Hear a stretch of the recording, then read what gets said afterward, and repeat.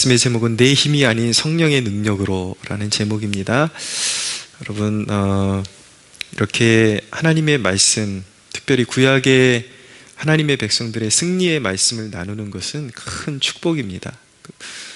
저는 정말 거듭난 이후로 정말 이 하나님의 말씀이 우리의 삶에 살아 역사한다라는 것을 발견하게 된 그 기쁨을 정말 주체할 수가 없었습니다.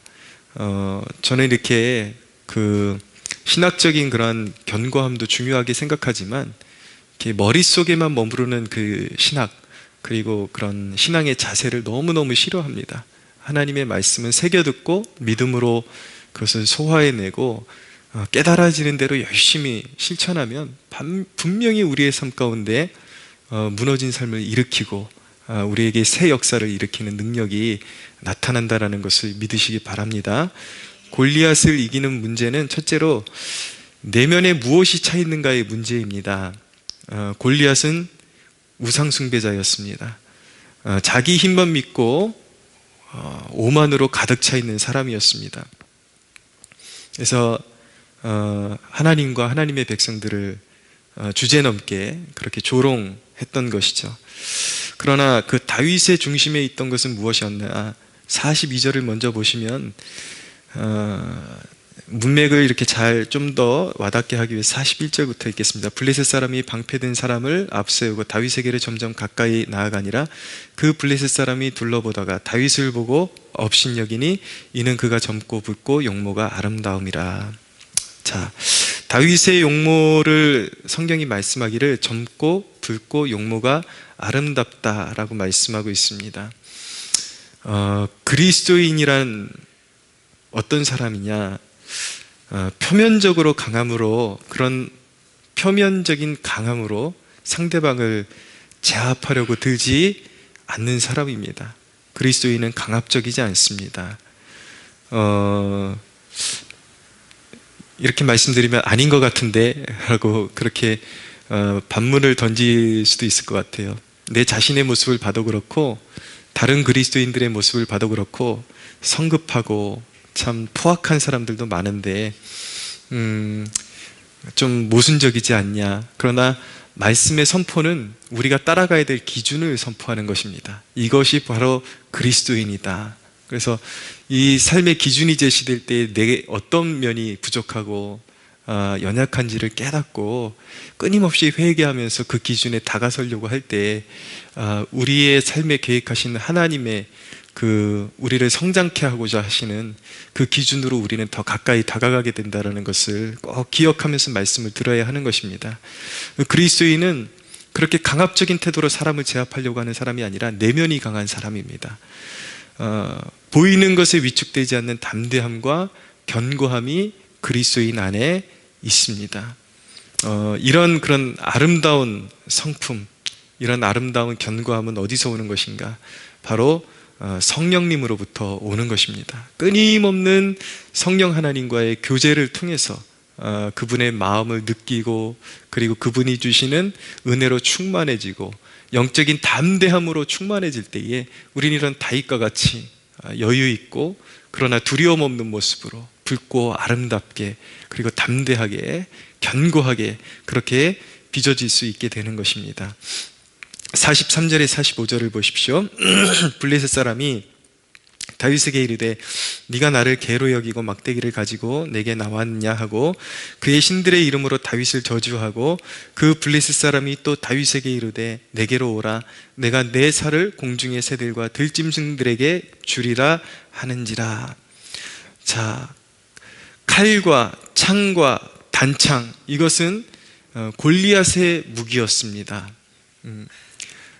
골리앗은 크고 예리하고 그리고 다양한 무기를 몸에 차고 빈틈이 없이 자기를 가리고 그것으로 자기의 그런 자기를 보호하고 또 상대방을 공격하는 무기로 삼았죠. 자, 영적인 논리로 보면 골리앗의 무기는 돈과 인맥 그리고 권력 같은 것이라고 말씀드릴 수가 있습니다. 문제 앞에 문제가 나타나면 여전히 내 힘으로 그 문제를 해결하려고 하는 사람들이 있습니다. 하나님을 먼저 찾지 않아요, 항상.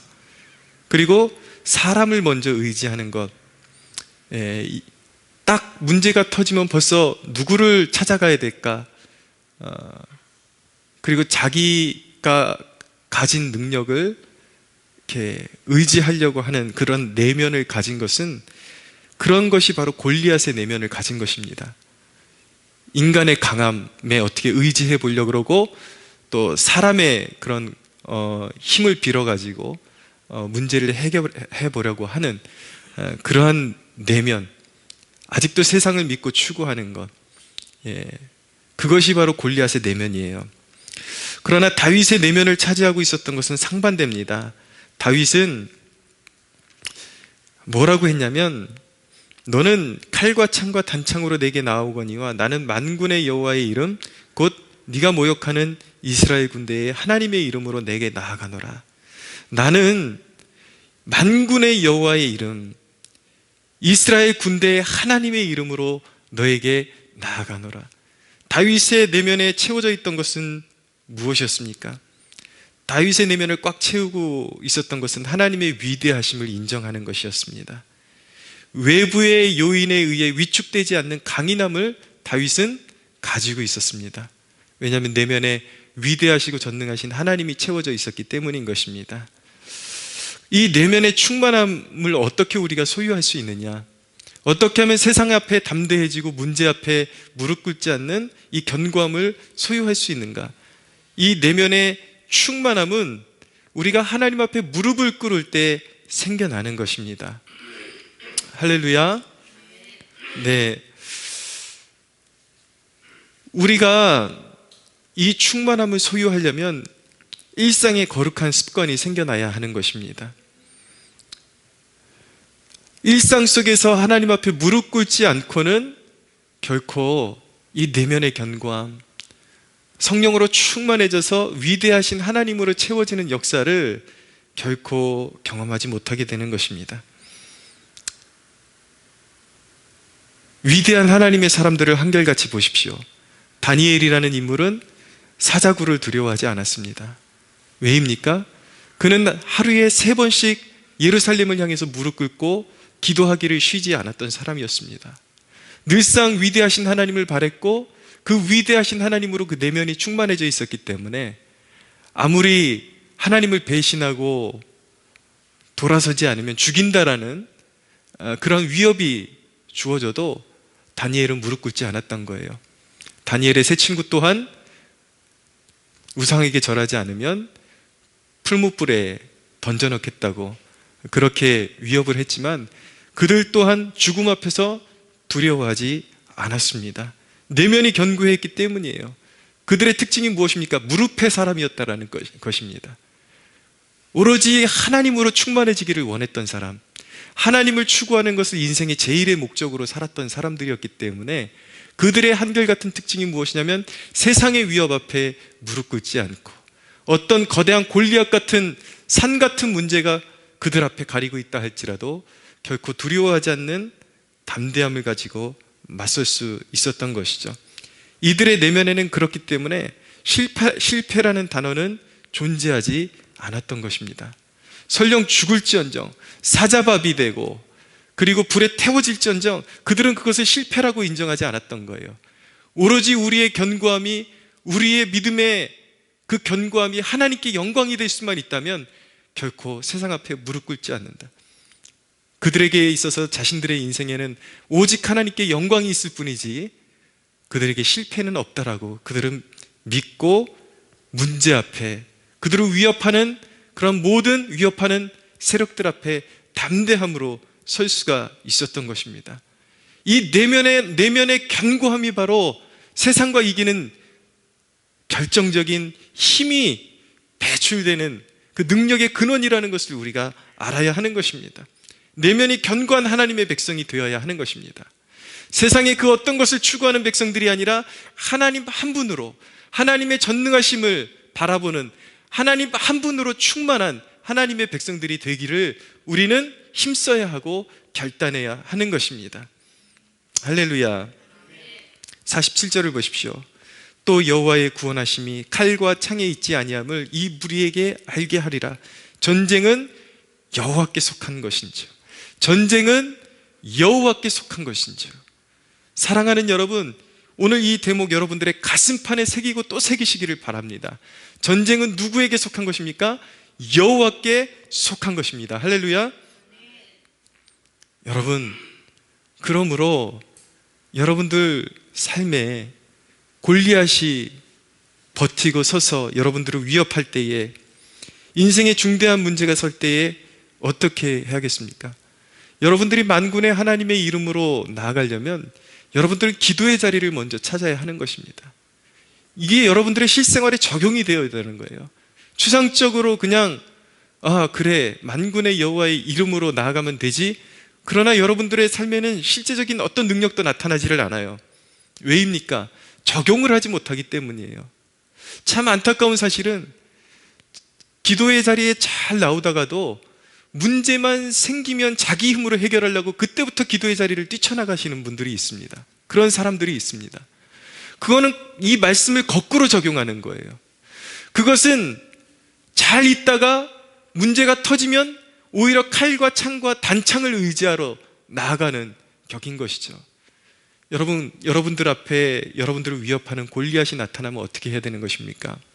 물론 개인적인 여러분들의 기도에 더욱더 집중적인 기도의 시간으로 들어가야 되는 것이지만, 성도들이 모여서 함께 기도하는 시간을 가지고 그 문제를 가지고 합심해서 기도할 때 하나님의 역사가 배가한다라는 사실을 믿으시기 바랍니다.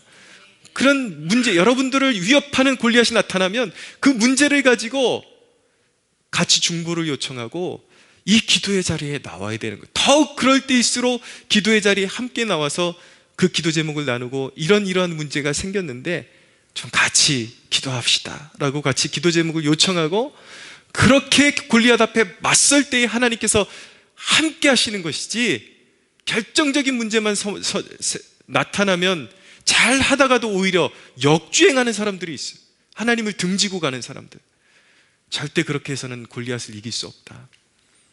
하나님이 우리에게 허락하신 은총의 수단들, 영적 전쟁의 수단들을 적극적으로 잘 활용할 수 있어야 이길 수 있다는 것을 꼭 기억하시기를 바랍니다. 항상 만군의 하나님의 이름으로 여러분들의 심령을 채우십시오. 내면 안에서 먼저 승리가 서야 실제적인 문제 앞에서 승리할 수 있게 되는 것입니다. 두 번째로, 골리앗을 쓰러뜨리는 무기는 세상적으로 크고 강한 무기가 아니라 성령에 붙들린 도구임을 우리가 배워야 합니다. 48절에서 49절을 한번 같이 읽어보겠습니다. 시작. 블레셋 사람이 일어나 다윗에게로 마주 가까이 올 때에 다윗이 블레셋 사람을 향하여 빨리 달리며 손을 주머니에 넣어 돌을 가지고 물매로 던져 블레셋 사람의 이마를 치매 돌이 그의 이마에 박히니 땅에 엎드러지니라. 아멘. 자, 다윗이 자기에게로 나오는 이 위협적인 거인 앞에서 위축되지 않고 마주 향해서 뛰어 달리면서 주머니에 손을 넣어서 물맷돌을 하나를 꺼내서 물매로 던졌는데, 그것이 정확하게 골리앗의 한 방에 이마에 꽂혀서 쓰러뜨리고 만 것입니다. 위대한 승리를 거머쥐게 된 것이죠. 여기서 우리는 다윗이 물매에 굉장히 능숙한 사람이라는 점을 눈여겨서 봐야 합니다. 이 물매가 정확히 이마에 꽂혔다는 것은 1차적으로 그 정확도는 하루아침에 완성되는 것이 아닙니다. 다윗이 평소에 얼마나 이 물매를, 양떼를 지키기 위해서 많이 연습했는지 알 수가 있는 대목인 것이죠. 여러분, 금메달을 따려면 결정적으로 하나님의 도움이 필요하지만 피나는 노력도 함께 수반되어야 하는 것입니다. 그런데 여러분, 제가 겪어보니까 하나님은 내가 피나는 노력을 해도 내 능력으로 승리를 주시지 않더라고요. 희한하게 그렇게 피나는 노력을 했는데도 불구하고 막 엉뚱한 환경들이 막 역사를 하면서 움직이면서 정말 이렇게 소위 죽쓰는 것 같은 그런 상황으로 치달을 때가 참 많았어요. 그런데 그럴 때마다 제 자신은 낭망하고 이제 망했구나 라고 생각할 때쯤이면은 내 힘이 아닌 하나님의 전능하심이 섭리적으로 개입해서 망한 줄 알았던 일들 가운데 승리를 주시고 위대한 역사를 하나님께서 일으키실 때가 참 많았습니다. 그런데 여러분, 하나님은, 제가 그런 사건을 통해서 배운 것은 무엇이냐면, 하나님은 우리 믿는 자들에게 승리를 주시되 내 잘남, 내 능력으로 승리를 거머쥐게 하시는 것이 아니라 항상 우리의 연약함을 더 돌아보게 하시고 위대하신 하나님의 절대적인 개입으로 승리를 주신다는 것을 알게 되는 것입니다. 그러나 여기서 기억해야 되는 것은 무엇이냐면, 그조차도 평소에 성실함으로 피땀 흘리는 그런 노력과 수고와 성실함으로 준비된 하나님의 백성들에게 그런 승리를 주시지, 그냥 요행을 바라는 사람들에게 그런 승리를 주시는 것은 아니다라는 것을 배우게 된 것입니다. 여러분, 은혜라는 이름으로 분명히 우리의 승리는 100% 하나님의 개입하심에 달렸습니다. 할렐루야. 그런데 여러분, 우리는 이 하나님의 싸움을 준비하기 위해서 평소에 끊임없이 우리의 실력을 갈고 닦는 사람이 되어야 하는 것이에요. 교회 일도 마찬가지인 것입니다. 어떤 사역을 이룰 때에도 분명히 하나님이 은혜 주셔야 그것이 성취되겠지만, 우리가 주의해야 되는 것은 은혜라는 이름으로 무엇이든지 소홀히 준비하는 습관은 없어야 하는 것이죠. 많은 경우에 우리가 엉터리로 준비하면서 은혜로 되겠지, 은혜로 되겠지, 이런 습관적인 말들을 많이 사용하거든요. 그러나 은혜로 되겠지라는 그런 표현은 우리가 하나님 앞에 드려야 될 충성에 완전히 그 기준에 미치지 못하는 형편없는 노력을 하면서 그런 말을 함부로 사용해서는 안 된다는 것입니다. 우리의 최선을 들이면서, 그렇지만 우리의 노력으로 다 할 수 없는 일들을 하나님이 능히 이루신다라는 그 믿음으로 나아갈 때 하나님은 값진 승리를 주신다라는 것을 믿으시기 바랍니다. 그러나 나에게 맡겨진 것에 최선이, 나는 최선을 다했어요. 나는 최선을 준비했어요. 그러나 그것조차도 세상 앞에 한없이 작은 존재에 불과할 때에 우리는 어떻게 해야 되는가? 그 이후는 이제 하나님께 온전히 맡겨드려야 하는 것입니다. 하나님께서 사용하시는 사람들에게는 되게 약한 것을 맡기신다라는 것을 자주 발견하게 됩니다. 하나님이 사용하시고자 하는 사람들에게는 오히려 좋은 환경을 주시지 않으세요. 하나님이 열악한 환경을 주십니다. 부족한 자원을 주십니다. 때로는 몸에 질병을 주십니다. 기독교 역사를 살펴보면 이런 약한 것들이 성령 안에서 위대한 역사의 진료가 되었다라는 것을 보여주고 있습니다. 하나님은 겁쟁이인 기드온을 붙잡아서 이스라엘의 구원을, 위대한 구원을 이루시는 사사로 사용을 하십니다. 하나님은 몸에 질병이 있고 약한 사람들, 지식이 부족한 사람들을 사용하셔서 기독교 역사에 하나님의 영광을 드러내는 위대한 도구로 사용하셨다라는 것을 늘 발견하게 되는 것입니다. 한국교회 역사에도 늘 하나님 앞에 쓰임받았던 위대한 목사님들의 발자취를 보면 늘 죽을 질병을 통과해서 죽을 고비를 넘겨서 하나님밖에 없다라는 그 간절한 고백 가운데로 나아가게 하셔서 그의 약한 손을 붙드셔서 위대한 역사를 쓰셨다라는 것을 기독교 역사에, 이 민족 가운데 하나님이 쓰신 위대한 종들의 역사의 발자취에도 늘 그런 역사들이 함께 했다라는 것을 보게 되는 것입니다. 여러분, 약해진 것을 두려워하지 마십시오. 여러분들이 잃어버린 것들에 실망하지 마십시오. 여러분들이 과거에 여러분들의 강함을 자랑했다가 무너졌던 그 모든 것들, 왜 하나님께서 그런 것들을 무너뜨리시는가? 이제는 성령으로 일어나서 성령으로 일어나는 하나님의 백성으로 살아가라는 하나님의 부르심인 줄로 믿으시기 바랍니다. 과거의 실패는 실패가 아닙니다. 과거의 실패가 더 이상 여러분들의 인생을 괴롭힐 수 없고 무너뜨릴 수 없습니다. 문제는, 관건은 이것입니다. 여러분들이 다윗처럼 온전히 하나님만을 나의 주요, 나의 승리의 원천임을 고백하며 인정하며 이제는 하나님의 방법으로 싸울 준비가 되었는가? 이제는 하나님만을 내면에 채울 준비가 되었는가? 여기에 여러분들이 아멘으로 대답할 수 있다면, 그리고 그렇게 여러분들이 도전할 수 있다면, 이제는 여러분들의 앞길에 기다리고 있는 것은 처절한 패배가 아니라 역전시키는 위대하신 하나님의 역사가 기다리고 있음을 믿으시기 바랍니다. 여러분, 교회 건물이 부족해도 괜찮습니다. 부흥은 어느 곳에 오는가? 여러분, 주위에서 그런 말들이 많이 들려옵니다. 쥐밖에 살지 않고, 너무나도 여기저기 비가 새고 음침하고, 너무나도 건물이 열악해도 그곳에 성령이 함께 계시면 교회는 부흥한다라는 소식을 듣게 됩니다. 사랑하는 여러분, 이 위대한 역사를 여러분들의 모든 삶에 적용하십시오. 이것은 교회에만 해당되는 이야기가 아니라 여러분들의 사업과 여러분들의 가정과 여러분들의 재정적인 문제와 여러분들의 인간관계의 문제와 여러분들의 모든 삶에 극복해야 될 모든 문제에 동일하게 적용되는 사안이라는 것을 꼭 기억하시기 바랍니다. 내 힘이 아닌 것입니다. 성령의 능력인 것입니다. 여러분들의 능력이 아니라 성령의 능력으로 모든 것을 돌파할 수 있음을 믿으시기 바랍니다. 할렐루야. 여러분, 이 민족 그 어느 때보다도 영적인 어둠 가운데 있습니다. 좌익이라고 불리는 자들이 권력과 관공서와 언론들, 이 모든 것들을 장악했어도 결코 기도하며 금식하는 백성들을 이길 수 없음을 믿으시기 바랍니다. 이 민족은 다시 일어설 거예요. 이 민족은 결코 어둠에게 빼앗기지 않을 것입니다. 세 번째로 우리가 배워야 되는 대목은, 골리앗을 목을 벨 칼은 다윗에게 있었던 것이 아니라 바로 골리앗 자신에게 있었다라는 점을 우리가 눈여겨봐야 합니다. 50절에서 51절을 보십시오. 같이 한번 읽어보겠습니다. 시작. 다윗이 이같이 물매와 돌로 블레셋 사람을 이기고 그를 쳐 죽였으나 자기 손에는 칼이 없었더라. 다윗이 달려가서 블레셋 사람을 밟고 그의 칼을 그 칼집에 빼내어 그 칼로 그를 죽이고 그의 머리를 베니 블레셋 사람들이 자기 용사의 죽음을 보고 도망하는지라. 아멘.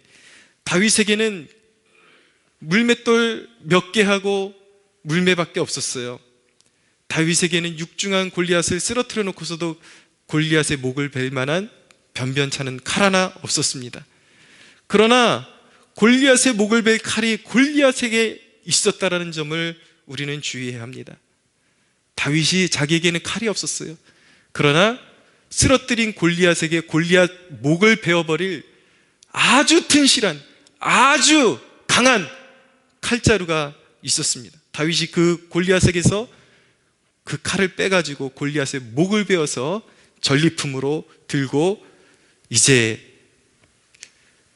이스라엘 백성에게로 돌아가게 된 것입니다. 여러분, 악인에게는 자기 영광이 무덤이 되는 것입니다. 하나님의 백성에게는 승리의 자원이 있느냐 없느냐의 문제가 아닙니다. 우리에게 문제는 하나님이 원하시느냐만 확실하면 되는 것입니다. 이것이 교회의 역사예요. 생각해 보십시오.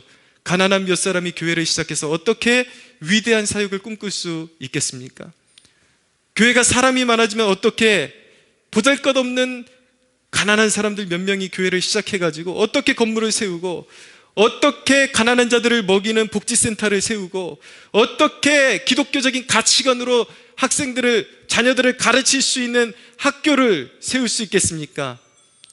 사랑하는 여러분, 우리에게는 모든 것들이 불가능하지만, 우리에게는 그것들을 이룰 수 있는 힘이 없지만, 성령을 따라서 믿고 기도하며 순종할 때에 하나님께서 허락하신 그 일이라면, 그 사명이라면 우리에게는 아무런 가진 것이 없다 할지라도 그 모든 위대한 일을 이룰 수 있는 자원을 하나님이 이미 예비해 놓고 기다리심을 믿으시기 바랍니다. 하나님은 하십니다. 우리는 할 수 없으나 우리가 뭘 가졌다고 그런 일을 성취할 수 있겠는가 라고 우리는 반문할 수 있겠지만, 우리에게 중요한 것은 위대한 일을 꿈꾸고 이것이 하나님의 뜻인가 아닌가를 끊임없이 물으면서 전진하면 되는 것입니다.